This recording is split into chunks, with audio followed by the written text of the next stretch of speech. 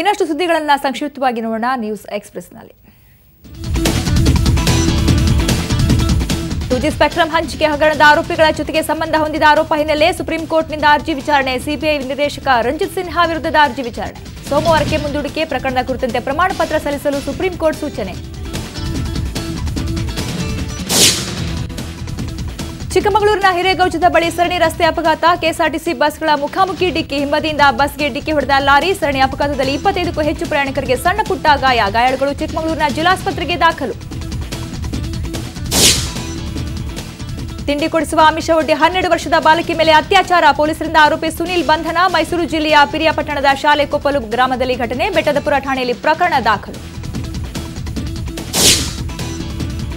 Shivamogga DCC bank ಬಹುಕೋಟಿ ಹಗರಣ. ಬೇನಾಮಿ ಪತ್ರದಿಂದ ಡಿಸಿಸಿ ಬ್ಯಾಂಕ್ ಹಗರಣ ಬಯಲು. ಶೀಘ್ರವೇ ತನಿಖಾ ವರದಿಯನ್ನು ಸಿಐಗೆ ಸಲ್ಲಿಕೆ. ಶಿವಮೊಗ್ಗದಲ್ಲಿ ಸಚಿವ ಮಹಾದೇವ ಪ್ರಸಾದ್ ಹೇಳಿಕೆ.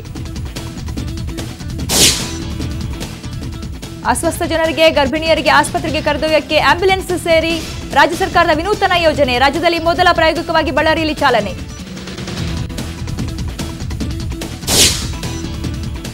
ಕನ್ನಡದ ಖ್ಯಾತ ಸಾಹಿತಿ ಎಸ್ಎಲ್ ಭೈರಪ್ಪರ ಯಾನ ಕಾದಂಬರಿ ಮತ್ತೆ ಹೊಸ ದಾಖಲೆ. ಪುಸ್ತಕ ಬಿಡುಗಡೆಯಾಗಿ 1 ತಿಂಗಳಾಗಸ್ಟ್ರಲ್ಲಿ 10ನೇ ಮುದ್ರಣ. ಕನ್ನಡ ಪುಸ್ತಕ ಮಾರುಕಟ್ಟೆಯ ಇತಿಹಾಸದಲ್ಲೇ ಹೊಸ ದಾಖಲೆ. ಅಂದಾಜು 1 ಲಕ್ಷದಷ್ಟು ಪುಸ್ತಕ ಮಾರಾಟ.